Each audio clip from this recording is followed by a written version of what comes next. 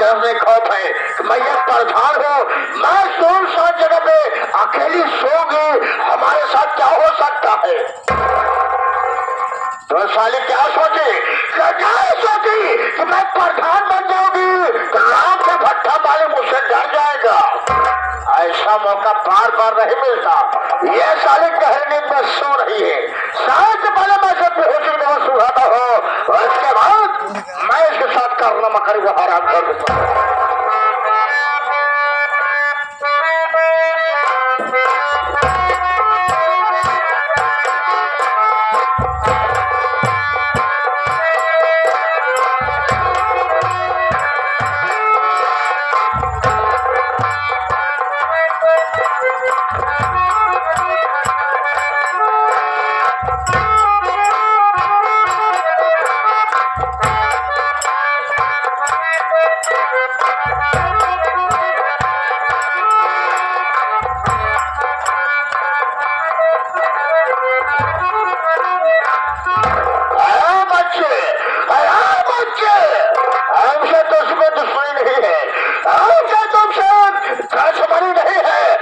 दुश्मनी है तुम्हारी माँ से, तुम्हारी माँ के कारण आज साले तेरी कहानी खत्म कर दूंगा। साले हम तुम्हारी मौत बन किया है, ऐसा तेरी कहानी खत्म करके जाऊंगा।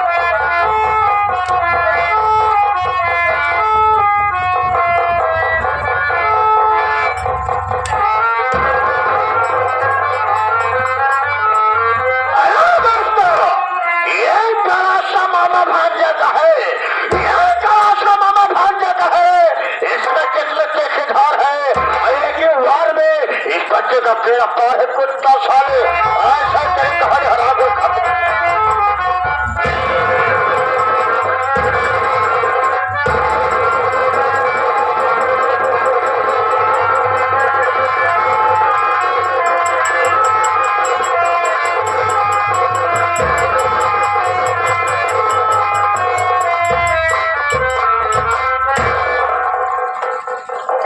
मैं इसकी कहानी खत्म कर दिया। ये काम करता हूँ, ये बड़ा सा इसे पास रख देता हूँ, जो कोई याद हो वही फंसेगा। फिनिटा, हम शायद तुझको ऐसे नहीं छोड़ेंगे। मैं चारी चक्कर बर्बाद नहीं कर दूंगा, मैं चारी चक्कर तार नहीं कर दूंगा। जब तो साले मैं चैस नहीं बैठूंगा, आराम से दाव देखता हूँ कि तो साले प्रधानी कैसे करती है।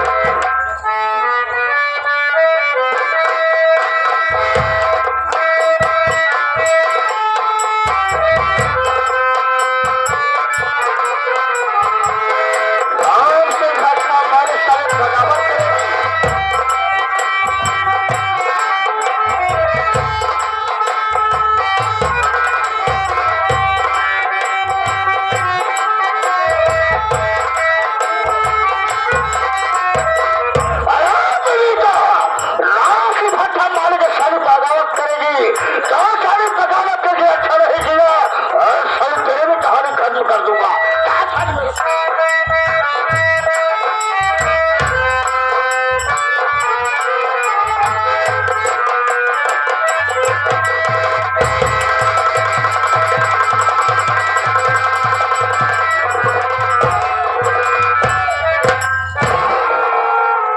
क्या बताऊं साथियों, आज मैं 8 महीनों बाद जेल से छूटा हूँ। ये 8 महीने मेरे जेल में किस कदर कटे ये मेरी आत्मा ही जानती है। बेगुनाह होते हुए भी मैं 8 महीने की सजा काट करके आ रहा हूँ। अगर मैं गरीब न होता, मजदूर न होता, शायद 8 महीनों की सजा न पड़ता। करता हूँ साथियों, अपने घर अपनी पत्नी से मुलाकात करूंगा, उसका हाथ ख्याल लूंगा।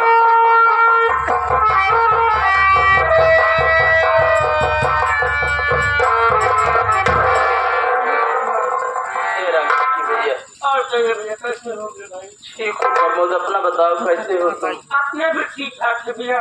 आज के जेल जाने के बाद भाभी माँ की देख रेख छोटे मालिक क्यों किया करते थे भैया।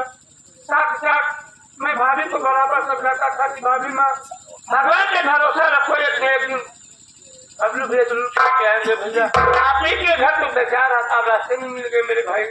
प्रमोद भैया तुम सबका बहुत एहसान है प्रमोद, तुम सबका एहसान मैं जीवन भर नहीं भूल पाऊंगा क्या प्रमोद। इसमें शायद कोई बात नहीं भैया। अब मैं आज घर में चलूंगा मेरे भाई। रास्ते में मिल ही गए तो मैं आपको खुशखबरी सुना दूं। कैसी खुशखबरी? अरे मेरे भाई आप प्रधान हो गए हैं भाई। ये क्या कह रहे हैं?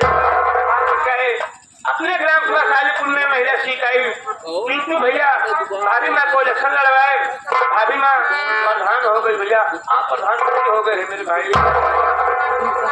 और दूसरी खबर ये है भैया, भाभी माँ ने एक बच्चे का जन्म दिया है मेरे भाई। क्या कह रहे हैं? आप पापा बन गए हैं भैया। तो खुशियाँ हैं मेरे भाई। प्रमोद भगवान का लाख लाख धन्यवाद देता हूँ। प्रमोद जेल में जब तक रहा यही भगवान से प्रार्थना करता रहा, हे भगवान मैं तो यहाँ जेल में हूँ, मेरी पत्नी गर्भवती है, तेरा ही सहारा है ऊपर वाले, उससे कुछ होने न पाए। प्रमोद आज भगवान ने हमारी प्रार्थना को स्वीकार कर लिया। भैया हम दो प्राणी सिर्फ एक बच्चे के लिए प्रसाद थे, अब सबकी मन से अरमान सब पूरे हो गए। प्रमोद भैया भाभी माँ से भैया कहीं जाएंगे मेरे भाई। जल्दबाजी में हाँ भैया हो सकता है कि आपको खुर्दहा लिया तो जाए। मैं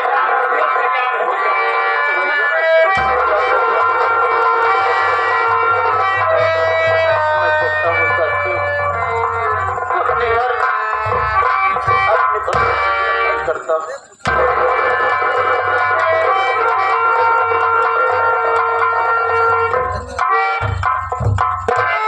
विनीता, अरे ओ विनीता, विनीता कोई आवाज नहीं आ रही। हो सकता है कि घर में बच्चों को लेकर के सो गई हो। चलता हूँ घर के अंदर देखता हूँ।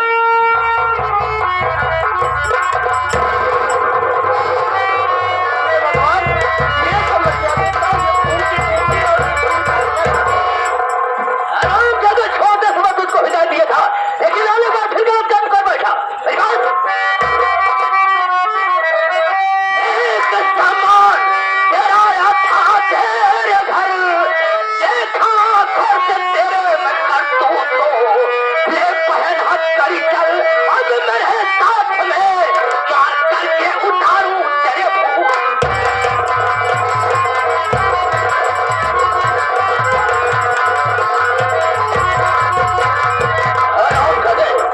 छोटे समय तुझको क्या हिदायत दिया था?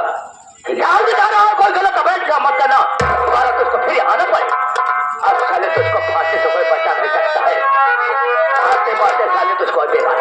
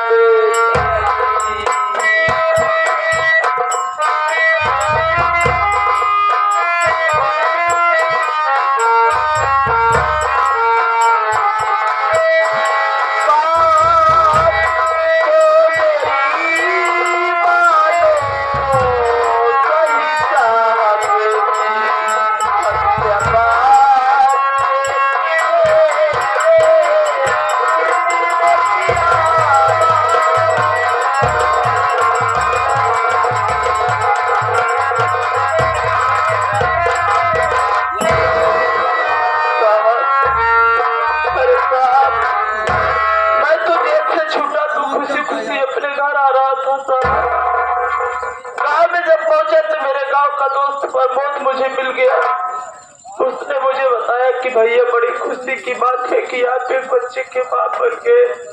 बहुत खुशी हुई कि कितनी जल्दी अपने घर पहुंचूं, कितनी जल्दी जल्दी अपने पत्नी से मुलाकात करूं, अपने बच्चों को देखूं। लेकिन मुझे क्या मालूम था साहब, मुझे क्या मालूम था कि मेरे घर पहुंचने के पहले ही मेरे घर पर इतना बड़ा हादसा हो गया। साहब एक गुजारिश आपसे करूंगा, आप इसकी छानबीन कीजिए साहब। देखिए मेरी पत्नी घर में है नहीं साहब, बच्चे का कत्ल हुआ है साहब। आप इसकी छानबीन कीजिए, मेरे बच्चे को किसी और ने कोई छानबीन करेगा तो मार से बात बेकार है।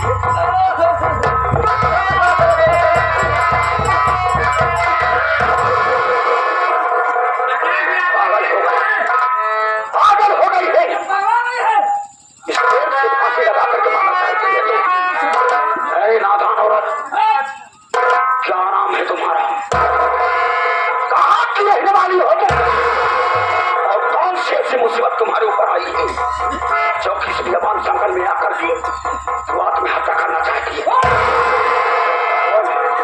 क्या नाम है तुम्हारा? बाबूजी, मेरा नाम विनीता है और मैं तालीपुर गांव की प्रधान हूँ।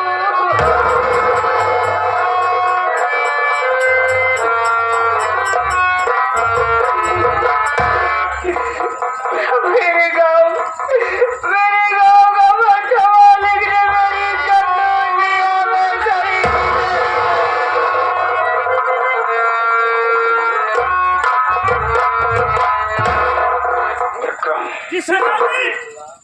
मालूम है कौन है? हम लोगों को क्या मालूम सरदार जी?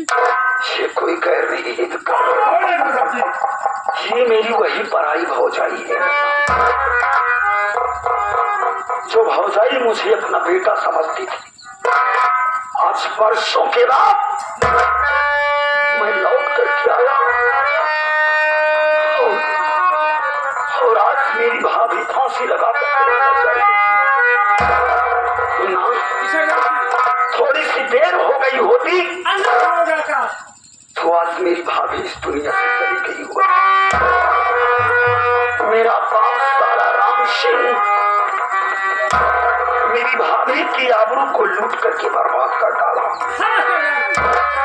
अब भी उसकी आदत नहीं सुधरी।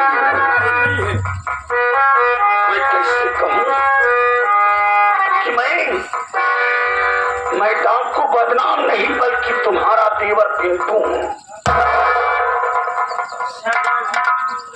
अगर आप नहीं बताओगे तो आपकी भाभी कैसे समझेगी, कैसे समझ पाएगी कि ये मेरा बेटा या मेरा देवर पिंटू है? भैया आप पहचान ही नहीं सकते, राज कब तक छिपाओगे भैया?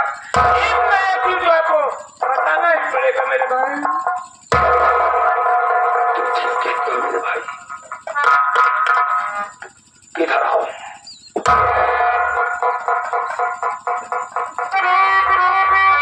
मेरी आवाज को नहीं पहचान रही हो? भूल गई मेरी आवाज को तुम? अरे भाभी माँ, मैं कोई गैर नहीं। अरे मैं तुम्हारा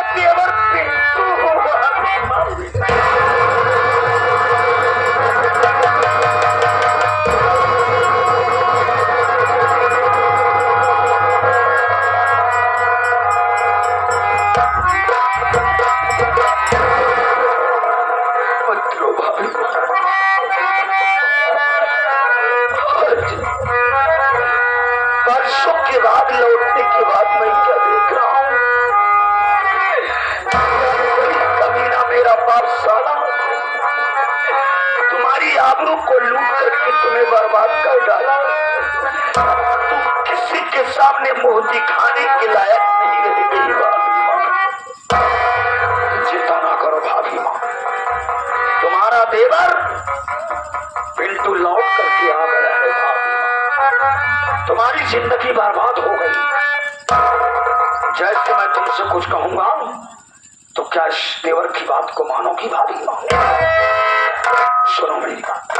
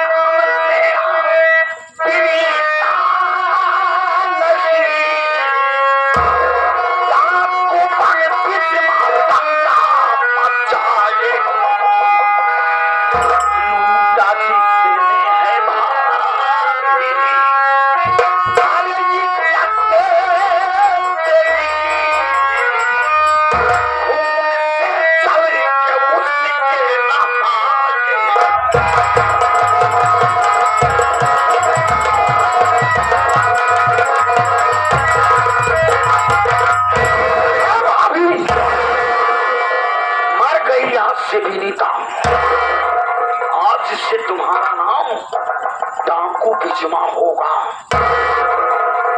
जिस दरिंदे ने तुम्हारी इज्जत के साथ खिलवाड़ किया है, सात तक उसके खून से तुम नहा लेती, तब तक तेरा ये कलंक दूर नहीं होगा भाभी। बोलो इसमें क्या राय है तुम्हारा?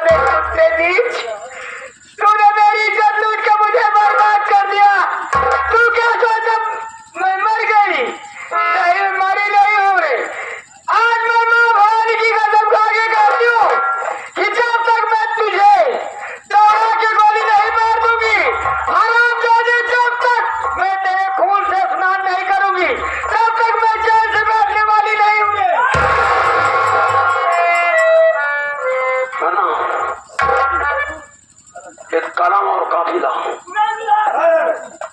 आज ही आगे पत्र लिख और उस पत्र को रमसी मसाले के यहाँ तक पहुंचाओ।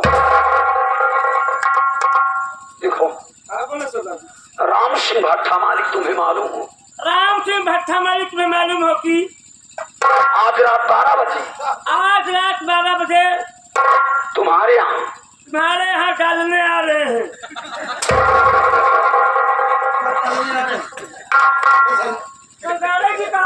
का डालने आ रहे हैं।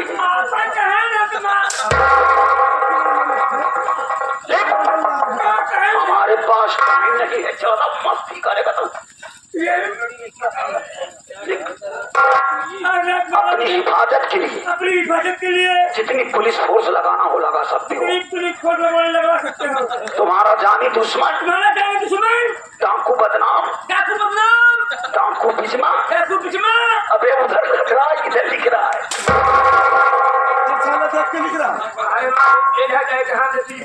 अच्छा, डाकू विक्रम, डाकू पुरीलाल, एक काम कर, इस पत्र को लेकर जाओ और इस वक्त राम सिंह के हाथ पहुंचा। कहाँ चला?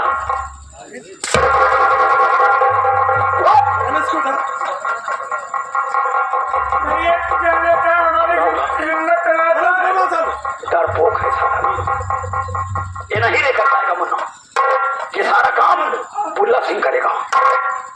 बुल्ला सिंह को तेरे बस की बात नहीं है। चल ये काम कर सारे दिन से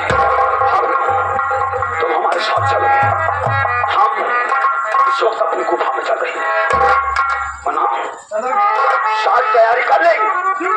सारी तैयारी करने के बाद सीधे आज रात 12 बजे हम शिवा के यहाँ डाका डालेंगे।